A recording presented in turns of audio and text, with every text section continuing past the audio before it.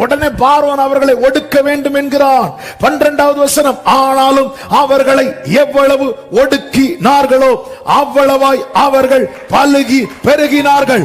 வாக்குத்தத்தம் உடையவனை ஒடுக்க அநேகர் எழும்புவார்கள், ஆனால் வார்த்தையையும் அது நிறைவேறுதலையும் தடுக்கவோ முடக்கவோ ஒருவருக்கும் கூடாது. எனவேதான் நாகும் 2:2 சொல்லப்பட்டிருக்கிறது, வெறுமையாக்குகிறவர்கள் அவர்களை வெறுமையாக்கி அவர்களுடைய திராட்சை கொடிகளை கெடுத்து போட்டாலும் கர்த்தர் யாக்கோபின் மகிமையை திரும்பி வர பண்ணுவது போல இஸ்ரவேலின் மகிமையையும் நம்புறவங்க நல்ல கைகளை தட்டி. கர்த்தர் நினைத்தது எதுக்கு இதை சொல்றேன் தெரியுமா? ஊரே உங்களை நிர்மூலமாக்கணும்னு நினைச்சாலும் அவர் ஒருத்தர் உங்களை வாழ வைக்கணும் நினைச்சிட்டார்னா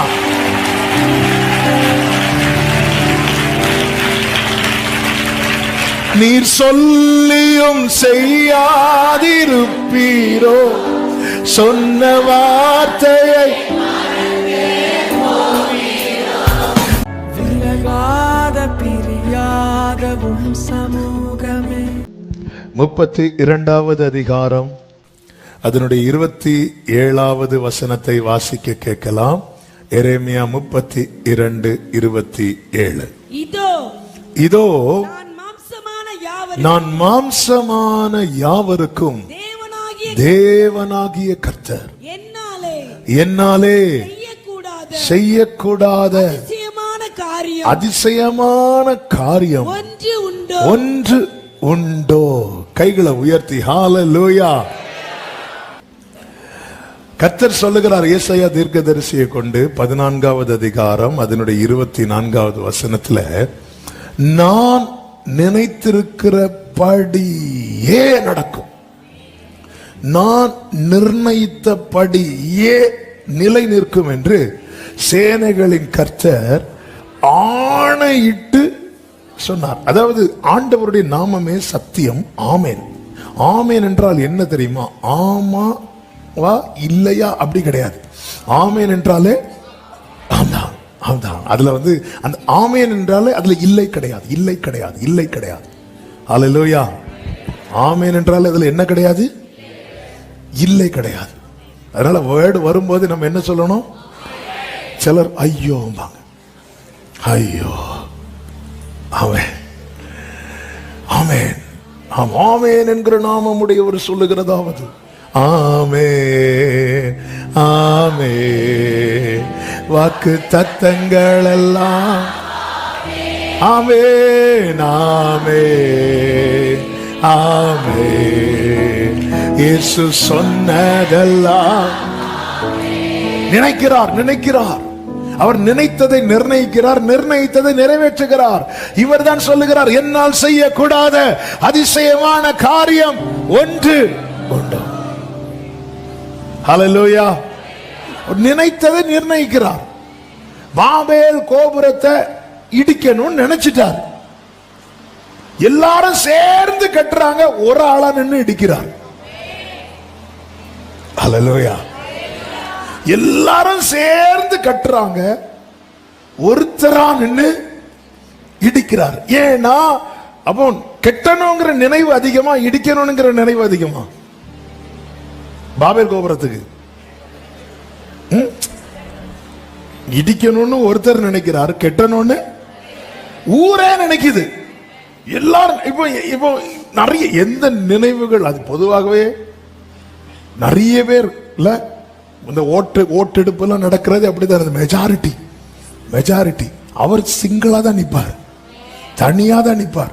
எல்லாரும் சேர்ந்து கட்டணும்னு பிளான் பண்ணி கட்ட ஆரம்பிக்கும் போது அவர் சரி இடிக்கலாமா, இடிப்புமா அப்படி சொல்லிட்டு வராரு. அவ்வளவு பேரும், அதுல ஒரு ஆள் கூட பிரச்சனை இல்லை. எது நடந்துச்சு தெரியுமா?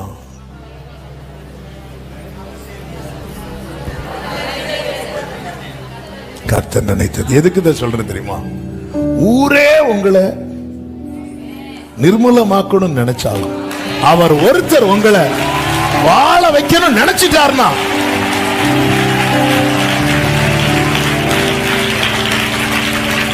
நீர் சொல்லியும் செய்யாதிருப்பீரோ, சொன்ன வார்த்தையை நீர் சொல்லியும்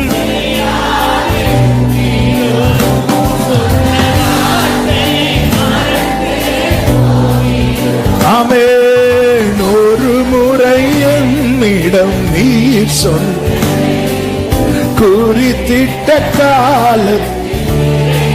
பிரியமானவர்களே, எல்லாரும் சேர்ந்து காலேவ கல்லெறியும் நிக்கிறாங்க. எல்லாரும் சேர்ந்து காலேவ கல்லெறியும் நிக்கிறாங்க. ஆண்டவர் நினைச்சார், அந்த அவ்வளவு பேரும் கானானுக்குள்ள போக மாட்டான், இவன் ஒருத்தன் கானானுக்குள்ள போக மாட்டான். ஹல்லேலூயா. அதாவது உங்களை சுத்தி உங்க சொந்தக்காரங்க ஆகட்டும், உறவுகளாகட்டும், உங்க கூட வேலை பார்க்கிற அத்தனை பேரும் உங்க வாழ்க்கை இடியணும்னு நினைச்சாலும் அவர் ஒருத்தர், நீ வாழணும் நினைச்சிட்டாருன்னா அவர் ஒருவர் நினைச்சா போதும். இஸ்ரவேலே, நீ என் தாசன், நீ என்னால் மறக்கப்படுவது இல்லை. அவர் ஒருத்தர் நினைச்சா போதும். ஹல்லேலூயா. என்ன மறக்காதீங்க. இன்னைக்கு அவ்வளவுதான், செர்மனி தான். ஆண்டவரே, அவங்க நினைக்கிறாங்களா அப்பா, அவங்க எப்படி நினைக்கிறாங்க, எப்படி நினைச்சிட்டு போட்டோம். இப்ப நீங்க என் பிள்ளை வாழணும் அப்படின்னு நினைச்சிருங்கப்பா, என் பிள்ளை எழுமணும் அப்படி நினைச்சிருங்கப்பா. நீர் நினைத்ததை நிர்ணயிக்கிறீர், நீர் நிர்ணயித்ததை. come on church.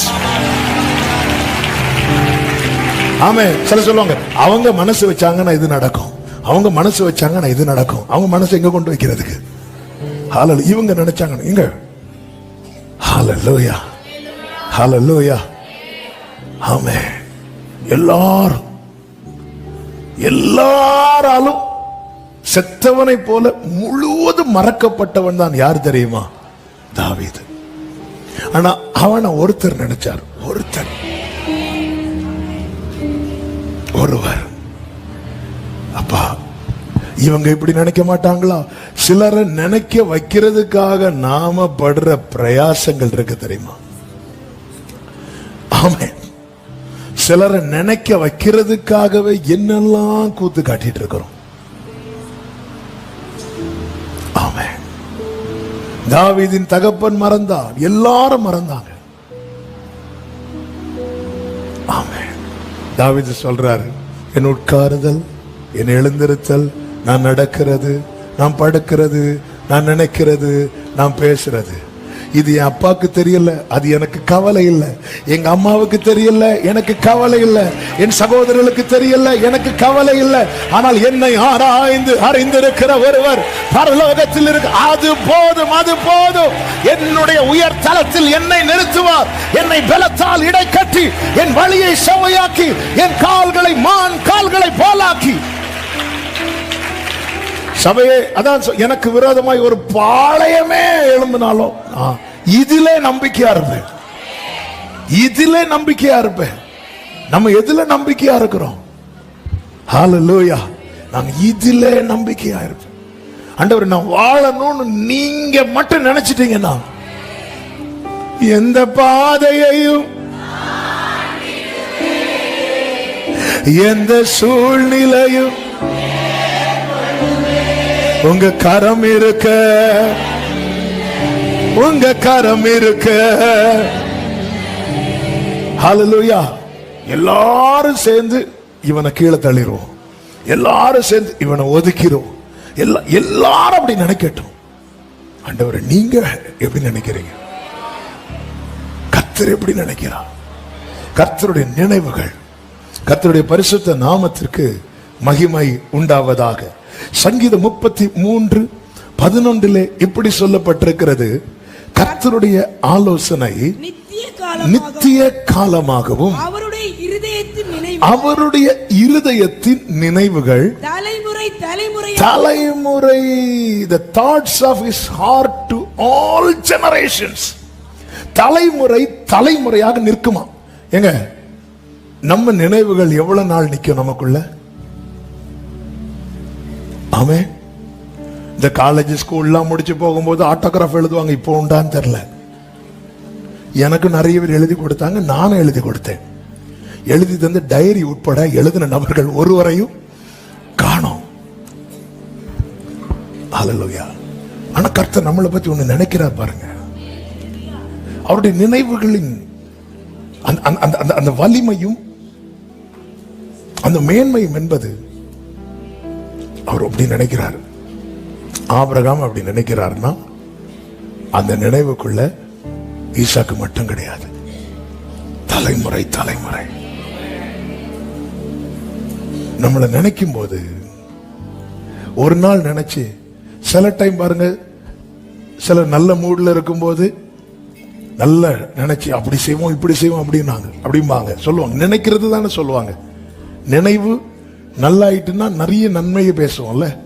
பிறகு அவங்க நம்ம பேசுறத வச்சுட்டு வந்துட்டு நீங்க அன்னைக்கு இப்படி சொன்னீங்க, நான் சொன்னானா, எப்ப சொன்னேன், சொன்னது கூட அவங்களுக்கு திருப்பி கொண்டு வர முடியாது. ஏன்னா நினைவு அடி வாங்கிட்டு.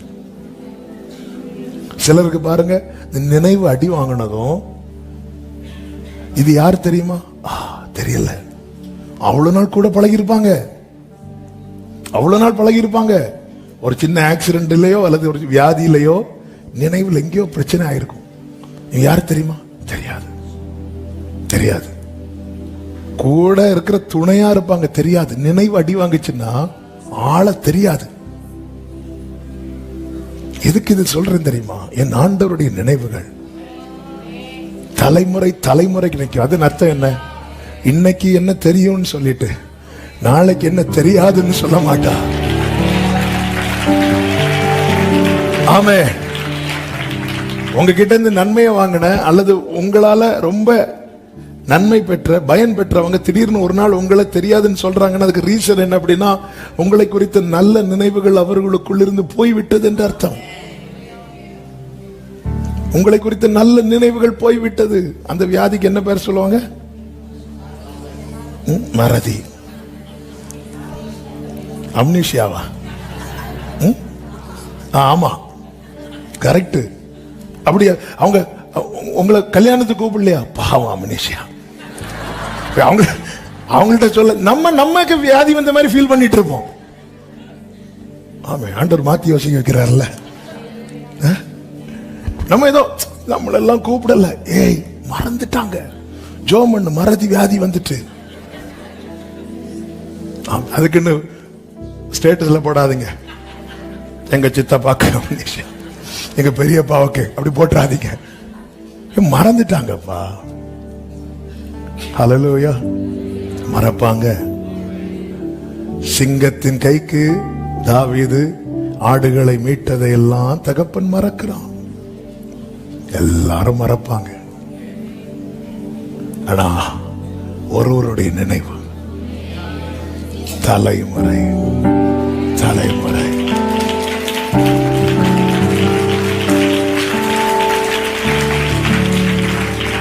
சில சொல்லுவாங்க, இவர் மறைந்தாலும் எங்கள் நினைவில் வாழ்கிறார். உங்க தொல்லை தாங்க முடியாம தான் போனார் சீக்கிரம். எங்க நினைவுல வாழ்றார். அதெல்லாம் அலங்கார வார்த்தைகள். ஆனா உண்மையான வார்த்தை சொல்லவா, அவருடைய நினைவுல நான் என்று வாழ்வேன். அவருடைய நினைவால் நான் என்று வாழ்வேன். அவர் நினைப்பார். ஹல்லேலூயா. 1 நாளாகமம் 17வது அதிகாரம் 17வது வசனத்திலே வாசியுங்கள். இது இன்னும் உம்முடைய பார்வைக்கு கொஞ்ச காரியமா இருக்கிறது. தேவனாகிய கர்த்தராய் இருக்கிற நீர் உமது அடியானுடைய வீட்டை குறித்து வெகு தூரமா இருக்கும் காலத்து செய்தியையும் சொல்லி என்னை மகா மேன்மையான சந்ததியின் மனுஷனாக பார்த்தார். எப்படி பார்த்தாராம்? செய்தியை சொல்லி பார்த்தார். இன்னைக்கு காலையில் இந்த வசனத்தை நோட் பண்ணும் போது ஆவியானவர் என்கிட்ட பேசினது, உன்கிட்ட நான் ஏதாவது ஒண்ணு பேசுறேன்னா நீ புரிஞ்சுக்கோ, உன்னை நான் இப்படி பார்க்கிறேன்னு அர்த்தம். ஆமென். ஹல்லேலூயா. உன்கிட்ட நான் ஏதாவது ஒண்ணு பேசுறேன்னா நீ புரிஞ்சுக்கோ, உன்னை நான் அப்படி பார்க்கிறேன். இந்த பகல் வேளையில உண்மையா சொல்லணும், கர்த்தர் என் கூட பேசி இருக்கிறார். அப்படி சொல்றவங்க மட்டும் இப்ப ஆண்டவர் உங்களை எப்படி பார்க்கிறார் தெரியுமா? அழகா சொன்னீங்களே, மகா. ஆமென், ஆமென். மகா மேன்மையான ஆண்டவர் ஏதாவது உங்கள்கிட்ட பேசுறாரா? உங்களை இப்படி பார்க்கிறவங்க உங்கள்கிட்ட பேச மாட்டாங்க. நிறைய பேர் பேசல. ஆனா ஒருத்தரும் பேசாம இருக்கும்போது அவளை நயங்காட்டி வனாந்திரத்தில் அழைத்து கொண்டு வந்து அவளோடு பட்சமாய் பேச. ஏன் நிறைய பேர் பேசல உங்க கிட்ட? எல்லாரும் உங்களை இப்படி பார்க்கறாங்க. ஹல்லேலூயா. ஏஷா மைனர். ஏன் அவர் உங்கள்கிட்ட பேசுறார்? அவர் உங்களை எப்படி பார்க்கிறார்? அற்பமான என் ஆரம்பத்தை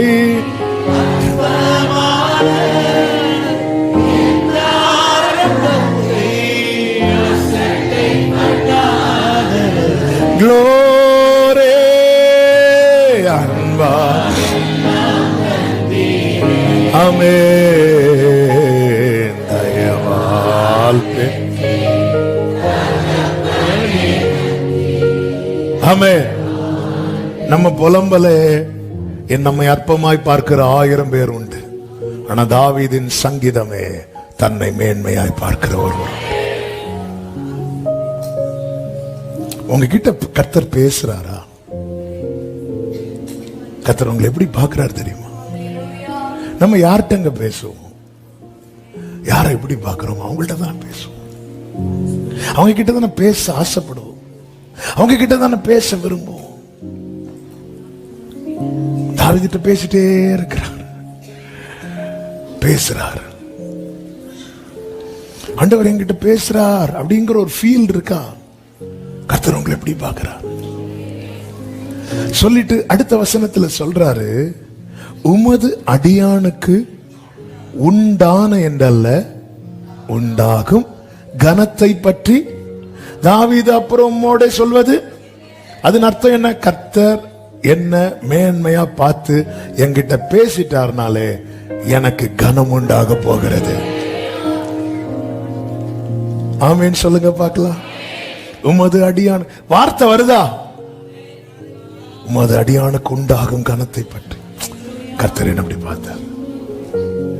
தாவீது எந்த நம்பிக்கையில சொல்றீங்க நீங்க உயர போறீங்க? கர்த்தர் என்ன அப்படி பார்க்கிறார்.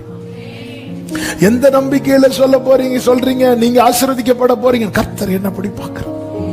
எதை வச்சு சொல்றீங்க? அவர் என்கிட்ட பேசுறாரு.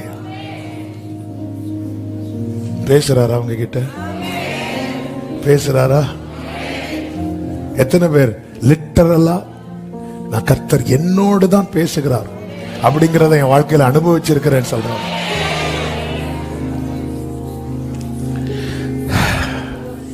அடுத்த வசனத்துல சொல்றாரு, வாசிங்க. கர்த்தாவே, கர்த்தாவே, உமது அடியானின் நிமித்தமும், உமது அடியானின் நிமித்தம். அடுத்த வார்த்தை கவனிக்கணும். உமது இருதயத்தின் படியும். அதன் அர்த்தம் என்ன? கர்த்தர் இதெல்லாம் மனசுல வச்சிருக்கிறார். இந்த பெரிய காரியங்களை எல்லாம் அறிய பண்ணும்படி கர்த்தர் நம்ம கிட்ட பேசின ஒரு வாக்கு தத்தத்தை சின்னதா சொல்ல முடியுமா? சின்ன வார்த்தைகள் இருக்கும், ஆனா வாக்கு தத்தங்கள் எல்லாமே எப்படி இருக்குது? பெருசா இருக்கு.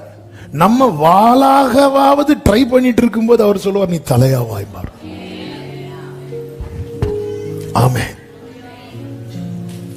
ஆண்டவரே, நீங்க என்ன பார்த்துட்டீங்க, என்ன அப்படி பாக்குறீங்க, என்கிட்ட அப்படி பேசுறீங்க, அதனால நான் அப்படி மாறிடுவேன். எத்தனை பேர் இதிலே நான் நம்பிக்கையா இருப்பேன். ஒரு தேவ பிள்ளையினுடைய நம்பிக்கை இது. எரேமியாவை கர்த்தர் தீர்க்கதரிசியாய் பார்த்தார். எரேமியா சொல்ற, நான் சின்ன பிள்ளைன்னு. கர்த்தர் விட்டாரா? விடல. எரேமியாவை இப்ப நமக்கு யாரா தெரியும்? தீர்க்கதரிசியா தான் தெரியும். சவுலை கர்த்தர் ராஜாவாக பார்த்தார். சவுல் சொல்றாரு சாமுவேல்ட்ட, இப்படிப்பட்ட வார்த்தையில ஏன் என்கிட்ட சொல்றீங்க அப்படிங்கிறார். விட்டாரா கர்த்தர்? சவுலை நமக்கு யாரா தான் தெரியும்? ராஜாவா தான் தெரியும். பேதுருவை கர்த்தர் மனுஷனை பிடிக்கிறவனாய் பார்த்தார். பேதுரு இங்க மீன் பிடிக்கிறதுல ஃபுல் அரியரை வச்சிட்டு இருக்கிறார். நம்மள மாதிரி. கர்த்தர் விட்டாரா? இல்ல. பேதுரு நைட்டு ஃபுல்லா வலை போட்டு உனக்கு ஒரு மீன் கிடைக்காம இருக்கலாம், ஆனா உன்னை நான் மனுஷனை பிடிக்கிறவன் ஆக்கிட்டேன்னா நீ போடுற வலையிலேயே 3000 மீன்கள் வரும். ஆமே. அது போலதான் அழைக்கப்பட்ட இன்னைக்கு ஆண்டவர் என்ன அப்படி பெருசா வச்சிருக்கிறாரா அப்படிங்கிற கேள்வியோடு ஒருவேளை கேள்வி இருக்கலாம். நல்லா புரிஞ்சுக்கோங்க, கர்த்தர் பெரியோரையும் ஆசீர்வதிப்பார், சிறியோரையும் ஆசீர்வதிப்பார். கர்த்தர் நம்ம கூட பேசுறாரா? இன்னைக்கு காலையில் ஆண்டவர் எனக்கு தந்த கன்ஃபர்மேஷன் அதுதான். ஆண்டவரை இன்னும் நான் உங்க நினைவுல இருக்கிறேனாப்பா அப்படி கேட்கும் போதே ஆண்டவர் நான் பேசுறேனா, எஸ் லார்ட், நீ இருக்கிற என் நினைவுல உன்னை நான் இன்னும் இப்படிதான் வச்சிருக்கிறேன். எபிராயிமே, நான் உன்னை எப்படி கைவிடுவேன்? நான் மனிதன் அல்ல, நான் தேவனாக இருக்கிறேன். ஹல்லேலூயா. நம்மை நினைக்கிற ஒருவர் பரலோகத்தில் உண்டு. ஆமென். கர்த்தர் ஆபிரகாமை ஆசீர்வதித்த காரியத்தை டச் பண்ணிட்டு நான் இன்னைக்கு ஜெபிக்க விரும்புகிறேன். ஏசாயா 51வது அதிகாரம் அதனுடைய 2வது வசனத்தில் இப்படி சொல்லப்பட்டிருக்கிறது. ஏசாயா 51:2 ஆபிரகாமையும் உங்களை பெற்ற சாராளையும் நோக்கி பாருங்கள். அவன் ஒருவனாயிருக்கையில் இந்த வேர்டை கவனிங்க, அவன் ஒருவனாயிருக்கையில். இதுதான் நோக்கி பார்க்க. நம்ம சும்மா பார்த்தா இஸ்ரவேல், இன்னைக்கு இஸ்ரவேல்னால எல்லாரும் பயப்படுறாங்க. இந்த ஒரு சின்ன கன்னியாகுமரி அளவுக்கு இருக்குமா இஸ்ரவேல், அதோட கொஞ்சம் பெருசுன்னு வச்சுக்கோங்களேன். என்னெல்லாமா பண்ணி பார்க்கறாங்க, தொட முடியுதா? இன்னைக்கு அது ஒரு பெரிய, அதாவது அது ஒரு சின்ன நாடு தானே. அப்ப அந்த யுத்தம் ஏன் இன்னைக்கு உலக அளவுல பேசப்படணும்? வேற எந்த யுத்தம் பேசப்படுறதை விட இஸ்ரேல் ஃபைட் பண்ணுச்சுன்னா அது வேர்ல்டு ஃபுல்லா பேசப்படும். அதுதான் இஸ்ரேலுடைய பவர். இது எங்க இருந்து வந்துச்சு தெரியுமா? அவர் நினைச்சது. இதனுடைய ஆரம்பம் சொல்றாரு, அவன் ஒருவனாயிருக்கையில் நான் அவனை அழைத்து அவனை ஆசீர்வதித்து அவனை பெருக பண்ணினேன். கர்த்தர் அழைக்கும் போது, இன்னும் நான் கொஞ்சம் வேகமா சொல்றேன் டைம் ஆனதுனால, ஆதியாகமம் 12 நோட் பண்ணிக்கோங்க, நீங்க வீட்டுல போய் மெடிடேட் பண்ணுங்க. அழைக்கும் போதே சொல்லுகிறார், நான் உனக்கு குழந்தையை தருவேன்னு சொல்லல, அழைக்கும் போதே நான் உன்னை பெரிய சாதியாக்கி, அப்படிதான் அழைக்கலாம். நான் உன்னை பெரிய ஜாதியாக்கி. எடுத்ததுமே நம்ம எடுத்ததும் எங்க போவோம்? சின்னதா கொஞ்சம் கொஞ்சமா ஆரம்பிப்போம். வீடு கட்டணும்னு ஆசை, சந்தோஷம். முதல்ல ஒரு கல்லு போட்டு ஜோமன்லான் இருக்கிறோம். கல்லு போட்டாச்சு. அடுத்து எப்படி அந்த அந்த லைன் எடுக்கணும்னு பக்கத்து வீட்டுல இருந்தா இல்ல ஈவில இருந்து அடுத்து கொஞ்சம் கொஞ்சமா பண்ணலான் இருக்கிறோம். காசு வர வர அடுத்து ஃபவுண்டேஷன் போடலான் இருக்கும். இது நம்ம பிளான். இவர் எடுத்ததுமே உன்னை நான் ஈசாக்குக்கு அப்பாவாக்கி, அப்படியா பெரிய இப்படிதான் இருக்கு. அதுக்கப்புறம் கீழே நம்ம எல்லாம் எழுதிட்டு கடைசியில் ஆன்சர் எழுதுவோம். அவரு ஆன்சர் எழுதிட்டு அதுக்கப்புறம் ஃபில் பண்றாரு. அதான் நீ நோக்கி பாருங்கிறார். எங்க வம்ச வரலாறு கூட அப்படிதானங்க. மத்தேயு எழுதும் போது ஆபிரகாம்ல இருந்து வராரு, ஆனா லூக்கா வச்சு எழுதும் போது இயேசுல இருந்து வராரு. ஆமென். ஏன்னா மத்தேயு வச்சு எழுதுனது அது யூதர்களுக்கு சில காரியங்கள் அப்படி இருந்தாதான், அதனாலதான் சாராள் பெற்றாள், ரெபேக்காள் பெற்றாள்லாம் வராது, ஆபிரகாம் பெற்றான், அந்த இதுல தான் அறியப்படும். ஆண்டவர் பாருங்க, ஃபர்ஸ்ட் அப்படிதான் வராரு. உன்னை பெரிய ஜாதியாக்கி உன் பெயரை பெருமைப்படுத்து, நீ ஆசீர்வாதமா இருப்பாய். அப்பொழுது அவனுக்கு வயது 75. அடுத்து 15:5 சொல்லுகிறார், நட்சத்திரங்களை உன்னால் எண்ணக்கூடுமானால் எண்ணு என்று சொல்லி அவனை நோக்கி உன் சந்ததி இவ்வண்ணமாய் இருக்கும் என்றார். ஆதியாகமம் 16:16 சொல்லப்பட்டிருக்கிறது, ஆபிரகாமுக்கு 86 வயது. இப்ப ஆபிரகாமுக்கு வயசு என்ன? 86. 17:1 இருக்கிறது, ஆபிரகாமுக்கு 99 வயது. அப்பொழுதும் கர்த்தர் சொல்லுகிறார் 2வது வசனத்துல, உன்னை மிகவும் திரளாய் பெருக பண்ணுவேன். 17வது வசனத்திலே சொல்லப்பட்டிருக்கிறது, ஆபிரகாம் முகங்குப்புற விழுந்து நகைத்தான்.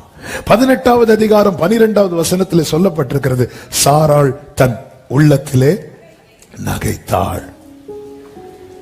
அதே அதிகாரம் 14வது வசனத்திலே கர்த்தர் சொல்லுகிறார், கர்த்தரால் ஆகாத காரியம் உண்டு. சில காரியத்தை கேட்டு நீ நகைக்கும் போதும் சரி, நீ திகைக்கும் போதும் சரி, கர்த்தர் கேட்கிற கேள்வி இதுதான், ஒரு காரியத்தை என்னால முடியாதுன்னு சொல்ல முடியுமா? உடனே சாராள் பாட்டி சொல்றாங்க, இல்லை இல்ல நான் நகைக்கவே இல்லை என்றா. உடனே கர்த்தர் சொல்றார், இல்ல நீ ஏன் அப்படி சொல்றாரு தெரியுமா? கலாத்தியர் 6:7 சொல்லப்பட்டிருக்கிறது, தேவன் தம்மை பரியாசம் பண்ண விட்டார். இந்த வேர்டு என்ன ரொம்ப ஊழியம் செஞ்சது. நீ ஒரு காரியத்தை கேட்டு நகைக்குன்னா எப்படி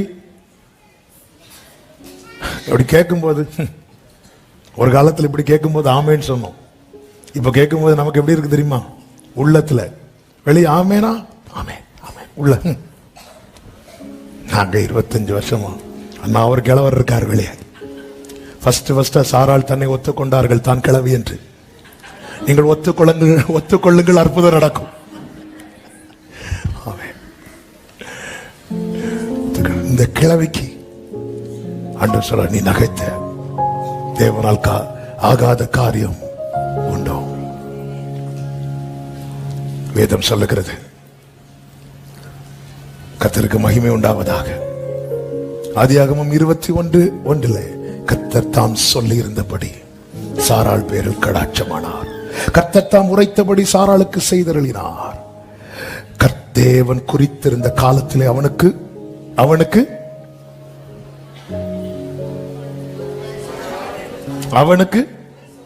கரெக்டா சொல்லு, அவனுக்கு ஒரு குமாரன். வாக்குத்தத்தம் என்ன? பெரிய ஜாதி. வேர்டு ஹெவியா இருக்கும். ஸ்டார்ட் பண்றது அற்பமான, இப்படிதான் ஆரம்பிப்பார். அதனாலதான் அற்பமான ஆரம்பத்தின் நாளை யார் அசட்டை பண்ணலாம்? நம்ம இந்த அற்பமான ஆரம்பத்தை பார்த்துட்டு எல்லாம் போச்சு சொல்லி விட்டுட்டு, இவ்வாறு உன் மனசுல இருக்க வேண்டியது வேர்டு. ஸ்டார்ட் பண்றது அப்படிதான் ஸ்டார்ட் பண்ணுவார். அவன் ஒருவனா இருக்கையில். இப்ப வேகமா சொல்றேன், ஈசாக்குக்கு 2 பிள்ளைங்க. அதில் ஒருவன் யாரு? யாக்கோபு. யாக்கோபுக்கு 12 பிள்ளைங்க. இப்பொழுது யோசேப்பு எகிப்தில் இருக்கும் போது யாக்கோபு 12 பிள்ளைங்க, குடும்பம் எல்லாம் சேர்ந்து போறாங்க. எத்தனை பேர் தெரியுமா? 70 பேர். 70 பிளஸ் யோசேப்புடைய ஃபேமிலி எல்லாம் ஒரு 75-80 வச்சுக்கோங்களேன். இதுதான் இப்பொழுது வாக்குத்தத்தம் இருக்குங்க. நீ தலைமுறை தாண்டினாலும் வாக்குத்தத்தம் நிற்கும். ஏன்னா அவருடைய இருதயத்தின் நினைவுகள் தலைமுறைக்கு இருக்கும். யாத்திராகமம் 1வது அதிகாரம் 7வது வசனத்திலே சொல்லப்பட்டிருக்கிறது, இஸ்ரவேல் புத்திரர் மிகுதியும் பலுகி ஏராளமாய் பெருகி வளர்த்திருந்தார்கள். தேசம் அவர்களால் நிறைந்தது. உடனே பார்வோன் அவர்களை ஒடுக்க வேண்டும் என்கிறான். 12வது வசனம், ஆனாலும் அவர்களை எவ்வளவு ஒடுக்கினார்களோ அவ்வளவாய் அவர்கள் பலுகி பெருகினார்கள். வாக்குத்தத்தம் உடையவனை ஒடுக்க அநேகர் எழும்புவார்கள். ஆனால் வார்த்தையையும் அது நிறைவேறுதலையும் தடுக்கவோ முடக்கவோ ஒருவருக்கும் கூடாது. எனவேதான் நாகும் 2:2 சொல்லப்பட்டிருக்கிறது, வெறுமையாக்குகிறவர்கள் அவர்களை வெறுமையாக்கி அவர்களுடைய திராட்சை கொடிகளை கெடுத்து போட்டாலும் கர்த்தர் யாக்கோபின் மகிமையை திரும்பி வர பண்ணுவது போல இஸ்ரவேலின் மகிமையையும் நம்புறவங்க நல்ல கைகளை தட்டி. வாக்குத்தத்தம் இருக்குதா? பெருகிட்டு தான் இருக்கும்.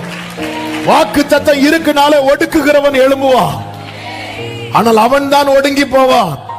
ஏசாயா 37, 31, 32 வசனங்களிலே யூதா வம்சத்தாரில் தப்பி மீந்திருக்கிறவர்கள் மறுபடியும் கீழே வேர்பற்றி மேலே கனி கொடுப்பார்கள். ஏன்? வாக்குத்தத்தம் இருக்கிறது. மீந்திருக்கிறவர்கள் எருசலேமிலும் தப்பினவர்கள் சீயோன் மலையிலும் இருந்து புறப்படுவார்கள். அடுத்த வார்த்தையை பாருங்க, சேனைகளுடைய கர்த்தரின் வைராக்கியம் இதை செய்யும். ஏன் ஆண்டவரை இப்படி செய்றீங்க? தேவன் தம்மை பரியாசம் பண்ண விட்டார். ஹல்லேலூயா. இப்ப இஸ்ரவேலர்களுக்கு விரோதமாக பார்வோன் பயங்கரமா செய்யறான். எகிப்துக்குள்ள என்றாகும் போது 70 எகிப்தை விட்டு வெளியே வராங்க. யாத்திராகமம் 12:37 அவர்கள் பிள்ளைகள் தவிர 6 லட்சம் புருஷராயிருந்தார்கள். ஆமென், 6 லட்சம் புருஷர்கள். இப்ப மோசே வழிநடத்தி கொண்டு போகிறார். எத்தனை பேர் இப்ப இருக்கிறாங்க? எங்கிருந்து ஆரம்பிச்சது? 1, அடுத்து 2, அடுத்து 12, அடுத்து இது என்ன கணக்குல பெருகுது? இது என்ன கணக்குல? 2 மடங்குன்னு சொல்லவா, இல்ல 12 மடங்குன்னு சொல்லவா? சரி, 70 இருந்து 6 லட்சம். இது என்ன கணக்கு? பல மடங்குதான். இது என்ன கணக்கு? கணக்கு எப்படி போட்டாலும் டேலி ஆகுதா? ஏதாவது ஒரு கணக்கு வேணும். யோபுக்குன்னு ஒரு கணக்கு இருக்குல்ல, யோபுக்கு எது எதான் போச்சோ அதெல்லாம் 2. இதை என்ன கணக்குக்குள்ள கொண்டு வருவீங்க? வாக்குத்தத்த கணக்கு. இதுதான் அவருடைய நினைவு. கால்குலேட்டரை கொண்டு போனா ஹேங் ஆயிரும், தூக்கி போட்டு உடைச்சிருவேன். நம்ம எல்லாம் நம்ம கால்குலேட்டர் எடுத்துட்டு போறோம். ஆமா, உன் கால்குலேட்டர் மனுஷன் கண்டுபிடிச்சதுப்பா. அவருக்குன்னு ஒரு கால்குலேட்டர் இருக்கிறது. ஒருவன் துரத்த 1000, 2 பேர் துரத்த 10000, சின்னவனை 1000ஆகவும் சிறியவனை, இதெல்லாம் அவருடைய கணக்கு. யாரை எப்படி உயர்த்துவார், யாரை எப்படி மேன்மைப்படுத்த, வாக்கு தத்தம் இருக்குதா? ஹல்லேலூயா, ஹல்லேலூயா. நம்ம இன்னும் 2 வார்த்தை சொல்லிட்டு வாக்கு தத்தங்கள் பாட்டை பாடி ஜெபித்து முடிக்க போறோம். ஆமென் சொல்லுங்க பார்க்கலாம். இப்ப எத்தனை பேர் புறப்பட்டு வராங்க? 6 லட்சம். ஆமென். நேரா வந்தாச்சு. மோசே உபாகம் 1வது அதிகாரத்துல ஆழ்ந்த வேலை நிக்கிறார். நின்னு திரும்பி பார்த்து சொல்ற 1:11 நீங்கள் இப்பொழுது இருக்கிறதை பார்க்கிலும் 1000 மடங்கு. நல்ல கைகளை தட்டி வாக்கு, அவருடைய இப்பொழுது இருக்கிறதை பார்க்கிலும் 1000 மடங்கு அதிகமாகும்படி. அடுத்த வார்த்தை, உங்கள் பிதாக்களின் தேவனாகிய கர்த்தர் உங்களுக்கு சொல்லியபடியே. இப்போ நாட்கள்லாம் போய் போய் போய் போய் போய் போய் போய் போய் போய் தாவீது வராரு. தாவீதுக்கு அடுத்து யார் வராரு? சாலமோன் வராரு. சாலமோன் வந்து ஒரு வார்த்தை சொல்றாரு. 1 ராஜாக்களின் புஸ்தகம் 3வது அதிகாரம் அதனுடைய 8வது வசனத்திலே, நீர் தெரிந்து கொண்டதும் ஏராளத்தினால் எண்ணிக்கைக்கு அடங்காததும் லெக்கத்துக்கு உட்படாததுமான ஒரே ஒருத்தண்ட ஒரே ஒரு வார்த்தையை சொன்னா, அந்த வார்த்தை இன்னைக்கு எங்க வந்து நிக்குது பாருங்க. என கேட்டுக்கொண்டிருக்கிற அன்பு சகோதரா சகோதரி, அவர் சொல்லியும் செய்யாதிருப்பாரோ? அவர் வசனித்தும். ஆமென். அவருடைய நினைவுகள் உயர்ந்தது. எல்லாரும் அவங்க கைய தலைக்கு மேல வச்சு, என் தலைக்கு மேல விசுவாசிக்கிறவங்க விரும்புறவங்க என் கூட சொல்லணும், என் தலை மேல கர்த்தருடைய வாக்குத்தத்தம் இருக்கிறது. இது என்னோடு முடியாது, என் தலைமுறை தலைமுறைக்கும் நிற்கும். சொன்னது கர்த்தர், சொன்னவர் சர்வ வல்லவர். சத்தமா ஆமென். ஹல்லேலூயா. அவன் ஒருவனாய் இருக்கையா. இப்ப எங்க வந்து நிக்குது? பெரிய உலகம் கண்டது பெரிய ஞானி சொல்றான், எண்ணிக்கைக்கு அடங்காத லெக்கத்துக்கு. எப்படி டன் கணக்கு போட்டாலும் வரமாட்டேங்குது, எந்த கணக்கு போட்டாலும் வரமாட்டேங்குது. ஏன்? அப்பா பேசினார். அவருடைய நினைவுகள் நம்ம கொஞ்சம் டவுன் ஆனது மாதிரி தான் இருக்கும், நம்முடைய ஆரம்பம் மாதிரி தான் இருக்கும். சோர்ந்து போகாத, நமக்கா எல்லாம் செய்கிற ஒருவர் பரலோகத்தில் இருக்கு. இந்த தேவன் என்றென்றைக்கும் உள்ள சதா காலமும் நம்முடைய தேவன். சொல்லுங்க, மரண பரியந்தம் நம்மை நடத்துவார். ஆமென், ஆமென். அப்படி எழுப்பி இருக்கலாமா?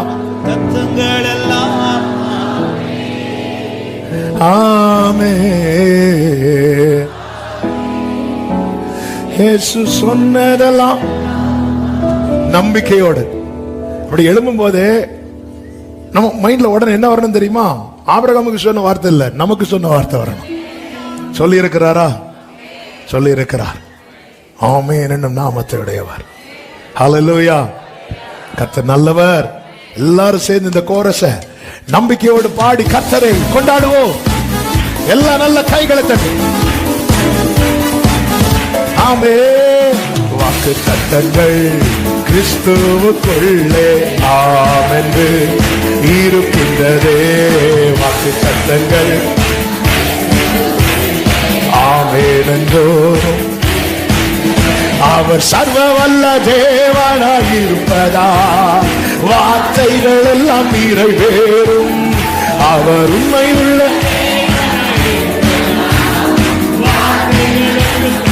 ஆமென் ஆமென் ஆமென். வாக்கு தத்தங்கள் எல்லாம் ஆமென் ஆமென். இயேசு சொன்னதெல்லாம் ஆமென் ஆமென் ஆமென் ஆமென் ஆமென். இயேசு சொன்னதெல்லாம் ஆமென் ஆமென். உடரமா சந்தனமா கலரமா அண்டரால் அறியாதரே ஆமென். கடைசியா சொல்லுங்க ஆகும் ஆகும் சொல்லுவோமா?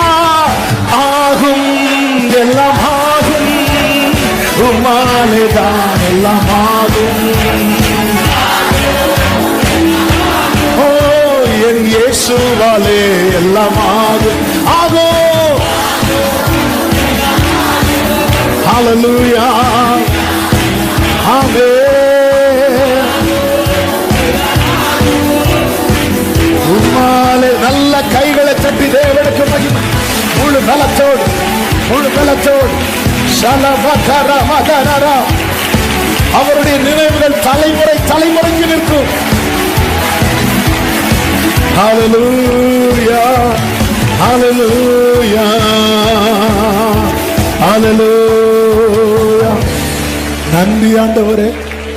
ரெண்டு கைகளை உயர்த்தி நன்றி ஆண்டவரே. நம்புவே இறுதி வரை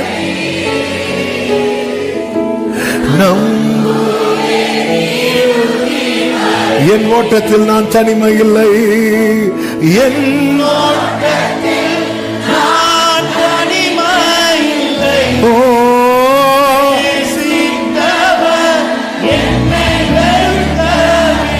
ஏதுமில்லை ஏதுமில்லை. துணையாளர் என்னை விட்டு விலகவில்லை. எத்தனை பேர் தைரியமா சொல்லுங்க சொன்னதை சொன்னதை சொன்னதை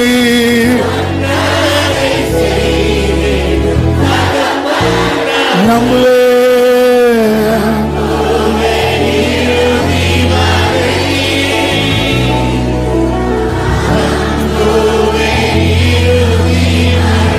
நம்புவே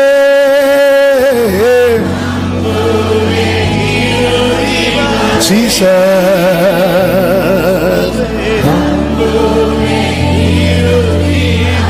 நம்புவே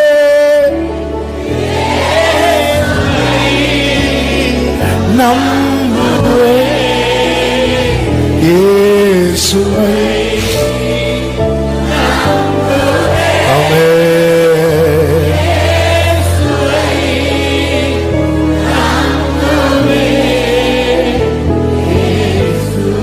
பரிசுத்த பிதாவே, நல்ல தகப்பனே, நீர் எத்தனை நல்லவர். இந்த புதிய மாதத்தின் முதல் வெள்ளிக்கிழமை உபவாச ஜெபத்தை நீர் பொறுப்படுத்த ஆசீர்வாதமாய் நடத்தி தந்த உடைய கிருபைகளுக்காக நன்றி. ஆரம்பம் முதல் முடிவு மட்டும் உடைய பிரசனம் உடைய ஆளுகை எங்கள் மத்தியில் இருந்த கிருபைகளுக்காக ஸ்தோத்திரம். நீர் உண்மை உள்ளவர், நீர் நல்லவர் அப்பா. ஆண்டவரே, எங்களோடு பேசினீர். எங்களை குறித்த உடைய நினைவுகளுக்காக ஸ்தோத்திரம். நீர் நிர்ணயித்து வைத்திருப்பவைகளுக்காக ஸ்தோத்திரம். நீர் தந்த வாக்கு தத்தங்களுக்காக ஸ்தோத்திரம்.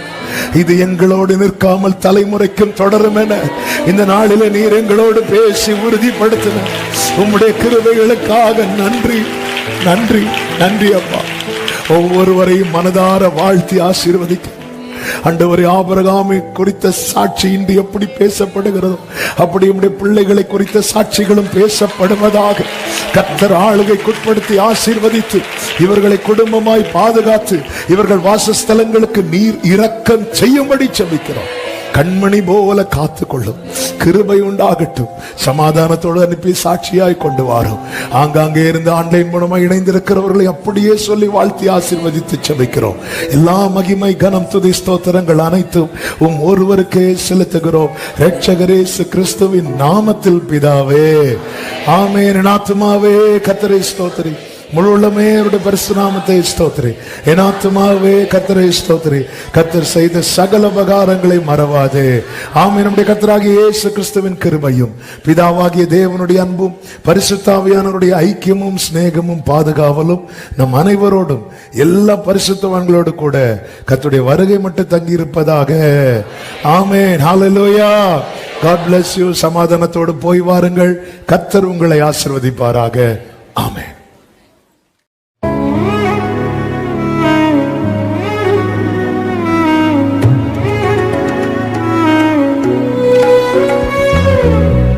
இயேசுவே, இயேசுவே, இயேசுவே, நானும் கர்த்தாவே உம்மை நம்பியுள்ளேன்.